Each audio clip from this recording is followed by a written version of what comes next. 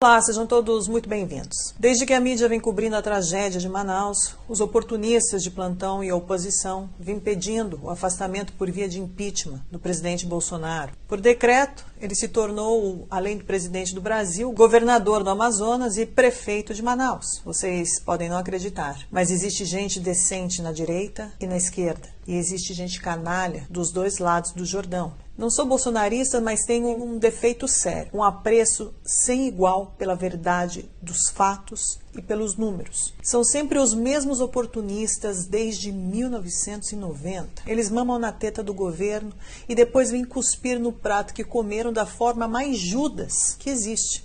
O pior é que a grande mídia e uma parte da população vai atrás do Judas. Direito deles, não é mesmo?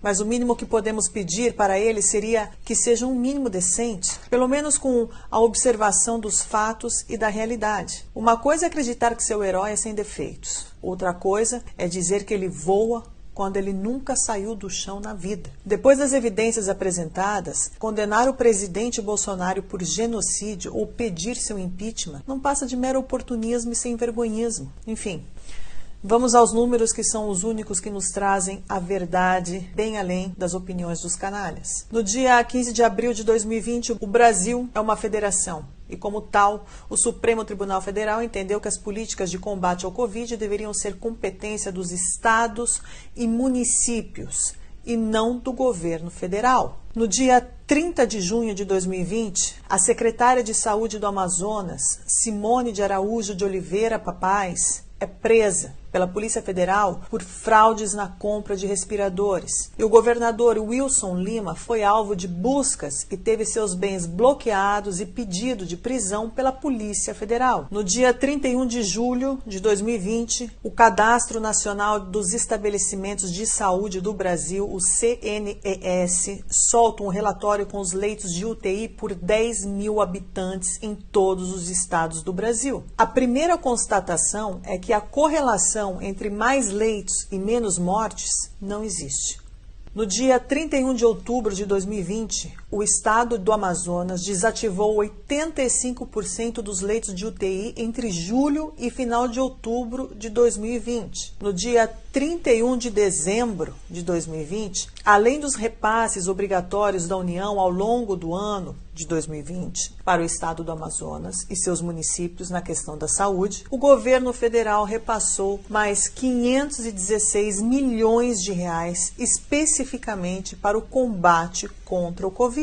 No dia 15 de janeiro de 2021, a polícia descobre em 2 lugares diferentes em Manaus um total de 73 cilindros de oxigênio escondidos por empresários. Fica bastante claro nos eventos citados a total falta de culpabilidade do presidente Bolsonaro nos eventos ocorridos em Manaus. Muitos estados estão acima da média nacional em números de óbitos por milhão de habitantes, como é o caso de São Paulo, Rio de Janeiro, Espírito Santo e até mesmo Ceará. E não ouvimos falar de genocídio por parte do presidente nesses estados. Por outro lado, os estados que estão abaixo da média nacional não geram também para o presidente o título de salvador de vidas. Portanto, essa dicotomia é uma falsa narrativa e fica demonstrado que o presidente não tem responsabilidade nem nos estados e nem nos municípios, como claramente declarado pelo próprio Supremo Tribunal Federal, conforme a sua própria decisão no dia 31 de julho de 2020. Podemos também ver que estados com alto índice de mortos por milhão de habitantes têm poucos leitos